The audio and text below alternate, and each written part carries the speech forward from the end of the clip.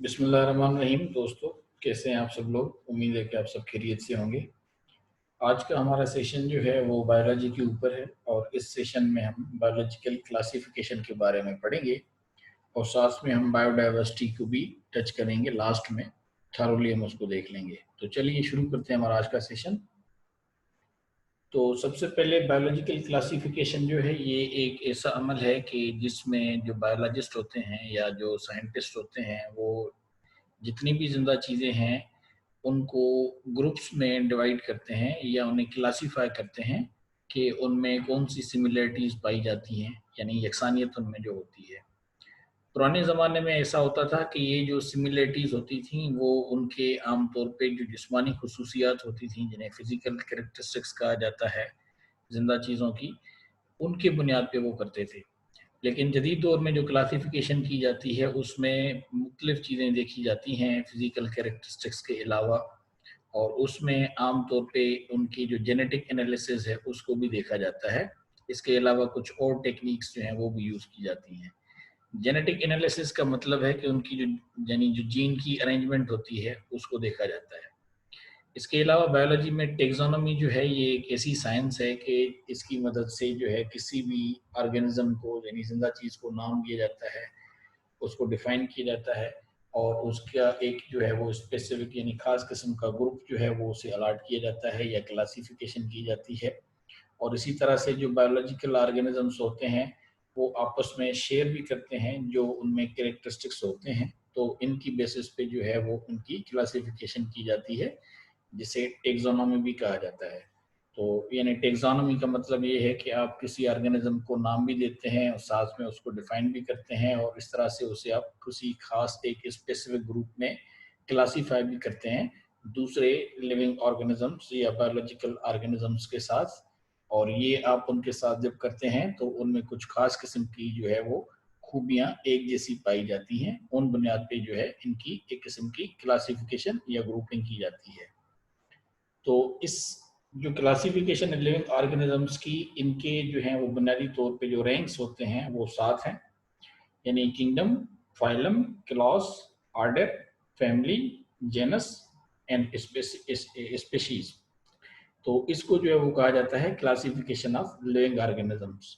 तो हम इन सबको तफसील से देख लेते हैं कि किंगडम किसको कहते हैं, या फाइलम क्या है, क्लॉस क्या है, ऑर्डर क्या है, फैमिली क्या है, जेनस क्या है, स्पीशीज क्या है। इनको हम वन बाय वन कवर कर लेते हैं। तो चलिए आगे बढ़ते हैं। तो सबसे पहले हम देख लेते हैं डोमेन को। तो बायोलॉजिकल जो टेक्सोनोमी है उसमें डोमेन जो है, यानी जिसको आमतौर पे आप अगर कोई रीजन भी कह लें तब भी ठीक है, ये एक किस्म की जो है वो सुपर किंगडम होती है या एक किस्म की पूरी एम्पायर जो इसको कहा जाता है। यानी टेक्सोनोमी ये सबसे हाईएस्ट रैंक होती है लिविंग ऑर्गेनिजम्स की, और इसमें जो है वो बेसिकली 3 डोमेन जो है वो आती हैं। और ये जो है वो कार्ल वीज यानी बायोलॉजिस्ट थे जिसने बेसिकली इस डोमेन को तरतीब दिया था 1990 में। तो कार्ल वीज की अकॉर्डिंगली जो ट्री ऑफ लाइफ उन्होंने बनाई थी वो आमतौर पे 3 डोमेन्स थी, आर्किया, बैक्टीरिया एंड यूकेरिया। तो आर्किया, जैसे आपको मालूम होगा कि कहा जाता है कि आर्किया से सबसे पहले, ये भी बैक्टीरिया नुमा एक चीज होती है, तो वो कहते हैं कि लाइफ की जो स्टार्टिंग थी या जो ओरिजिन थी वो आर्किया से हुई थी। तो बहरहाल आर्किया और बैक्टीरिया जो है वो हम आमतौर पे जो है वो यूनिसेल्युलर ऑर्गेनिजम्स को कहते हैं, और यूकेरिया यानी यूकेरियोटिक सेल्स जिसे कहा जाता है तो उसमें मल्टी सेल्युलर ऑर्गेनिजम्स आ जाते हैं। तो आर्किया एंड बैक्टीरिया जो है इन्हें प्रोकैरियोटिक सेल वाले ऑर्गेनिजम्स कहा जाता है। तो ये फर्स्ट 2 टाइप्स हैं जिनमें माइक्रो ऑर्गेनिजम्स आ जाते हैं या जिन्हें हम सिंगल सेल जो है वो ऑर्गेनिजम्स कहते हैं। और आपको पता है कि इन सेल्स में न्यूक्लियस नहीं होता।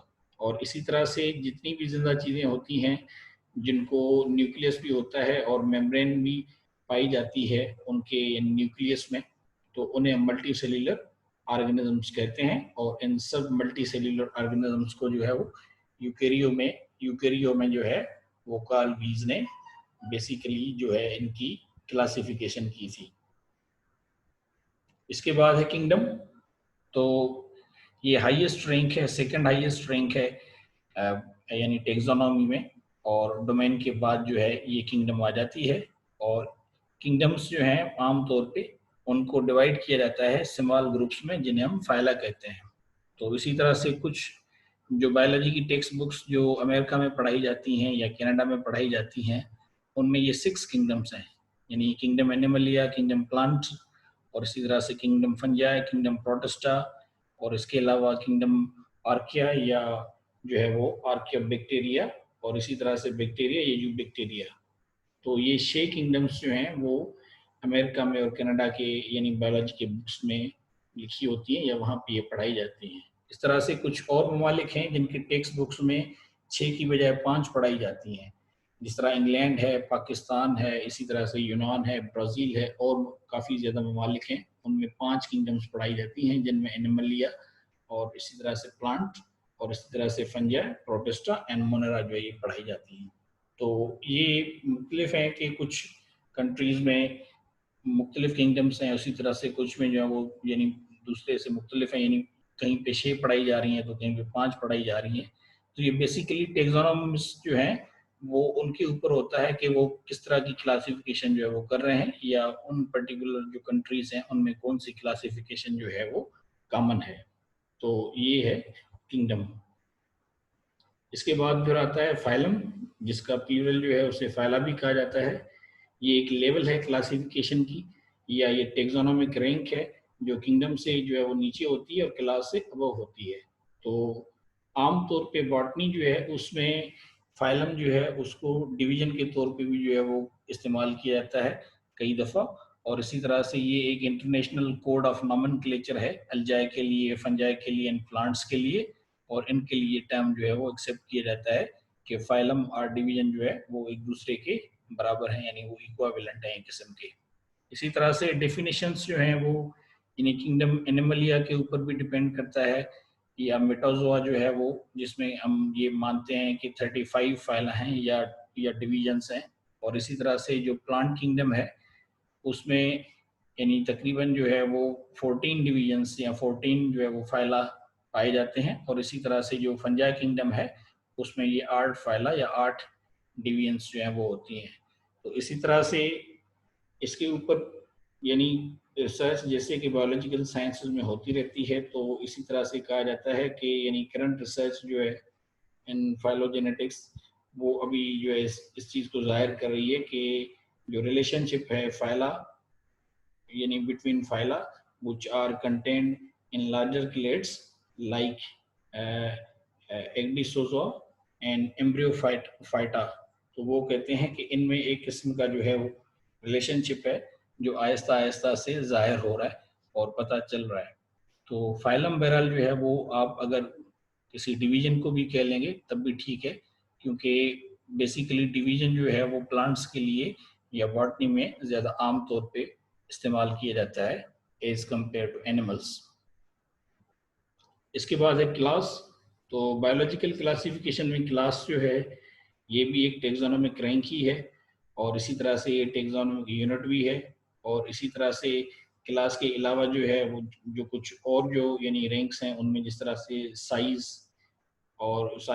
लाइफ या domain, kingdom, phylum, order, family, genus, species, ये भी इसी के यानी जुमरे में आते हैं। और इसी तरह से क्लास जो है वो फिटिंग कर रहा होता है फाइलम एंड ऑर्डर के बीच में। इसके बाद फिर ऑर्डर है, तो ये भी बायोलॉजिकल क्लासिफिकेशन ही है, और ये एक टेक्सोनोमिक रैंक ही है क्लासिफिकेशन की जो लिविंग ऑर्गेनिजम्स को दी जाती है।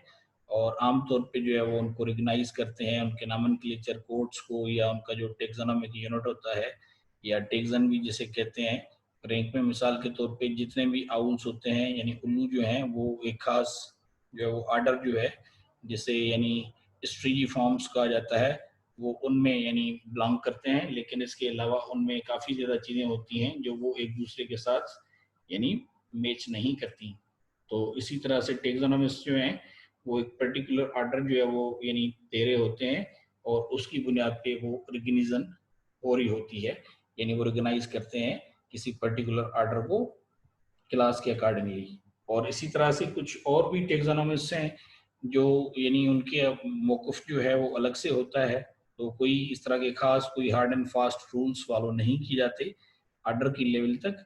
और इसी तरह से जो है वो कुछ जो यानी रूल्स हैं वो तो यूनिवर्सली एक्नॉलेज होते हैं, लेकिन कुछ ऐसे भी हैं जो आमतौर पे दूसरे उन्हें रिकग्नाइज नहीं करते, या अगर आप कहें कि वो उसे कॉमन नहीं मानते तो भी एक किस्म का ठीक है।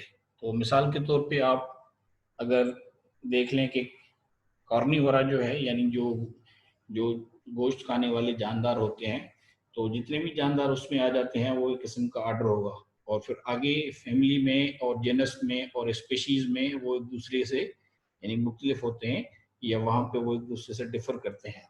तो मिसाल के तौर पे वॉल्फ जो है वो भी एक कार्निवस एनिमल है, और इसी तरह से लेपर्ड जो है वो भी एक कार्निवस एनिमल है। दोनों एक ही आर्डर में आते हैं, उस आर्डर को हम जो कार्निवस एनिमल्स कहते हैं, लेकिन उनकी स्पीशीज या उनका जेनस या उनकी फैमिली जो है वो डिफरेंट होती है एक दूसरे से। तो इसके बाद फिर फैमिली है। तो फैमिली जो है ये भी एक अहम रैंक है, जो शुरू में हमने देखा था, यानी जो 8 रैंक्स थी जिसे हम क्लासिफिकेशन के टाइप्स में भी हमने देखा। तो फैमिली जो है उनको सब फैमिलीज में भी डिवाइड किया जाता है, और वो इंटरमीडिएट होती हैं, और ये रैंक्स जो हैं फैमिली और जेनस के बीच में इंटरमीडिएट होती हैं, या आप उसे फैमिली कहें या जेनस कहें, जिसे यानी आमतौर पे जो है वो जेंस भी कहा जाता है। तो फैमिली जो है वो एक बेसिकली ये लातीनी जुबान का वर्ड है जिसकी माने होती हैं बुनियाद, यानी ऑरिजिन। और इसी तरह से तो फैमिली जो है उसमें भी हम देख लेते हैं कि कोई ख़ास किस्म की जो यानी स्पीशीज़ होती हैं वो एक ख़ास किस्म की फैमिली से बिलोंग करती हैं, लेकिन अगर हम उसका जब जेनस देख रहे होते हैं तो वो जेनस के अकॉर्डिंगली एक दूसरे से डिफर भी करते हैं। तो इसी तरह यहाँ पे भी टेक्सोनॉमिस्ट जो है उनका एक डिफरेंट ओपिनियन है। कुछ यानी ख़ास किस्म के जो हैं वो हार्ड एंड फास्ट रूल जो है वो यानी यूनिवर्सल नहीं है, और इसीलिए वो एक दूसरे से डिफर भी कर रहे होते हैं। और इसीलिए जो है इसको कहा जाता है कि यानी hard hard and fast rules नहीं है। जहाँ तक बात होती है फैमिली को डिस्क्राइब करने की या रिकग्नाइज करने की, तो जो डिफरेंट टेक्सोनॉमिस्ट हैं उनकी अपनी एक खास किस्म की प्रैक्टिस होती है, और वो उसी प्रैक्टिस की बुनियाद पे प्रपोज कर रहे होते हैं किसी भी चीज़ यानी किसी भी लिविंग ऑर्गेनिज्म की खास फैमिली को डिफाइन करने में या उसे डिस्क्राइब करने के लिए। इसके बाद फिर जेनस है। तो genus basically group of animals या प्लांट्स होता है, और उनमें आमतौर पे जो कैरेक्टर्स होते हैं वो एक दूसरे से मिलते जुलते हैं, और इसी तरह से बायोलॉजिकल ग्रुप्स में एक दूसरे से मिलते हैं। लेकिन आपने एक चीज़ का ध्यान रखना है कि a group of animals or plants more closely related than a family. तो यानी जो फैमिली से ज़्यादा एक दूसरे से रिलेटेड होते हैं तो उन्हें हम जेनस कहते हैं, लेकिन आमतौर पे ये लेस सिमिलर होता है देन स्पीशीज। तो जेनस जो है इसका प्लूरल फॉर्म जो है वो जेनेरा। मैंने आपको पहले भी बताया कि जेनस हम जिन्स को भी कहते हैं, तो ये एक किस्म की टेक्सोनोमिक रैंक है, यानी बायोलॉजिकल क्लासिफिकेशन में लिविंग ऑर्गेनिजम्स या जो फॉसिल ऑर्गेनिजम्स हैं उन दोनों के लिए इस्तेमाल किया जाता है, और इसी तरह से वायरसेस जो हैं उनके लिए भी इस्तेमाल किया जाता है। तो जेनस जो है ये मिसाल के तौर पे आप अगर देखें, जिस तरह यहाँ पे एग्जाम्पल है, तो पेंथरा लियो ये बायोलॉजिकल नेम है लायन का, और इसी तरह से फिर पेंथरा ऑन का ये जो नाम है ये जेगुआर का है। तो ये दोनों जो है बेसिकली एक ही यानी वो जेनस में आते हैं, लेकिन आप देख रहे हैं कि यहाँ पे एक किस्म का कॉमन नेम है पेंथरा, यहाँ पे भी पेंथरा लियो में भी आपको नजर आ रहा है, और पेंथरा ऑन का जो है उसमें भी नजर आ रहा है। तो ये जो फर्स्ट पार्ट है, ये जो बायनोमियल स्पीशीज है, इसको हम आमतौर पे कहते हैं कि ये इसका जेनस है, या इसकी जो है वो जिन्स जो है वो कहलाती है। इसके बाद फिर जो है स्पीशीज होती हैं, तो ये एक बेसिक यूनिट है, यानी एक किस्म की जो है इसको भी आप अगर नस्ल कह लें तब भी ठीक है, यानी मुख्तलिफ किस्म की स्पीशीज होती हैं। तो इसमें फ़िश आ जाती है, इसमें वाइल्ड एनिमल्स आ जाते हैं, इसमें डोमेस्टिक एनिमल्स आ जाते हैं, बर्ड्स आ जाते हैं, कुछ खास किस्म के इंसेक्ट्स हैं वो भी आ जाते हैं। तो इनको हम आमतौर पे यानी स्पीशीज कहते हैं, या एक किस्म की जो जिन्स कहती हैं हमें, और जिन्स कहते हैं। हमें पता है कि ज़मीन पे जो है वो यानी बायोडाइवर्सिटी इसी को ही कहते हैं कि मुख्तलिफ किस्म के जानदार जो हैं वो पाए जाते हैं ज़मीन पे, यानी वो वर्टिब्रेट भी हैं, इनवर्टिब्रेट भी हैं, और इसी तरह से 4 लेग जो हैं वो पाए जाते हैं। इसी तरह से इंसेक्ट्स हैं जिन्हें 6 लेग्स होती हैं, फिर वार्म ब्लडेड हैं, फिर कोल्ड ब्लडेड हैं। इसी तरह से बर्ड्स हैं जो फ्लाई कर रहे होते हैं। तो ये बायोडाइवर्सिटी है। और ये खास किस्म की जो है वो स्पीशीज हैं। तो स्पीशीज जो है उन्हें लार्जेस्ट ग्रुप ऑफ ऑर्गेनिज्म कहा जाता है, और इसमें आमतौर पे 2 इंडिविजुअल्स होते हैं जिन्हें हम मेल और फीमेल कहते हैं, और वहीं से रिप्रोडक्शन होती है, वहीं से फर्टिलिटी होती है, और उनकी नई नस्ल वहाँ से पैदा होती है। और आमतौर पे जो है वो सेक्सुअल रिप्रोडक्शन होती है। तो सेक्सुअल रिप्रोडक्शन के थ्रू उनकी जो ऑफ स्प्रिंग है, या जो उनकी जो फर्टिलिटी है, या जो उनकी रिप्रोडक्शन है, वो हो रही होती है। इसी तरह से स्पीशीज जो हैं, इस तरह से के कैरियोटाइप हैं, या डीएनए सीक्वेंस, या मॉर्फोलॉजी, या बिहेवियर, या इकोलॉजिकल निच जो है, इनकी बुनियाद पर भी स्पीशीज जो है वो उन्हें डिफाइन किया जाता है। और आम तौर पे ये जो है वो यानी माना जाता है कि एक अंदाज़ा है कि ज़मीन पे जो स्पीशीज पाई जाती हैं वो यानी 8 मिलियन से लेके 8.7 मिलियन जो है वो ज़मीन पे स्पीशीज पाई जाती हैं। तो अभी तक तो हम इतनी ज़्यादा जो है वो स्पीशीज के बारे में नहीं जानते, बिल्कुल कम जो है वो हम स्पीशीज के बारे में जान रहे हैं। और साइंस जो है वो ये मानती है कि अभी हमें 1000 साल और जो है वो लग जाएगा पूरी स्पीशीज को स्टडी करने में। तो इससे आपको अंदाजा हो सकता है कि कितनी ज्यादा तादाद स्पीशीज की पाई जाती है जमीन पे। तो लास्ट में बायोडाइवर्सिटी है, इसको हम वैसे ही देख लेते हैं। तो बायोडाइवर्सिटी जो है इसमें भी जिस तरह मैंने आपको शुरू में बताया था कि ये एक जो है वैरायटी ऑफ लाइफ है जो ज़मीन पे पाई जाती है। यानी ज़मीन पे ज़िंदगी जो है वो मुख्तलिफ सूरतों में, या मुख्तलिफ नस्ल, या मुख्तलिफ जो उनके कैरेक्टरिस्टिक्स हैं, खसूसियात हैं, उनकी सूरत में पाई जाती है। और इसी तरह से वो ख़ास क्लाइमेट के हिसाब से भी पाए जाते हैं। और कुछ ऐसे होते हैं जिन्हें हम कोल्ड ब्लडेड कहते हैं, कुछ ऐसे होते हैं जिन्हें हम वार्म ब्लडेड कहते हैं। और ये आमतौर पे कहा जाता है कि दुनिया की 90% जो यानी स्पीशीज हैं वो आम तौर पे ट्रॉपिक रीजन में पाई जाती हैं, जहाँ पे ट्रॉपिकल फॉरेस्ट होते हैं। तो ये एक किस्म का हॉट एंड ह्यूमिड जो है वो क्लाइमेट होता है। तो जहाँ पे पानी जो है वो बहुत ज़्यादा अमूमन पाया जाता है, जिस तरह से ह्यूमिडिटी होती है वाटर की। और ये आम तौर पे इसीलिए इनको ट्रॉपिक रीजन्स कहा जाता है। तो ये वहाँ पे जो डे एंड नाइट है उतनी ज़्यादा वेरिएशन नहीं होती, और इतनी ज़्यादा ठंड भी नहीं होती। लेकिन ये है कि वहाँ पे जो इवेप्रेशन है वाटर की वो बहुत ज़्यादा हो रही होती है, इसीलिए ये ट्रॉपिकल रीजन्स होते हैं।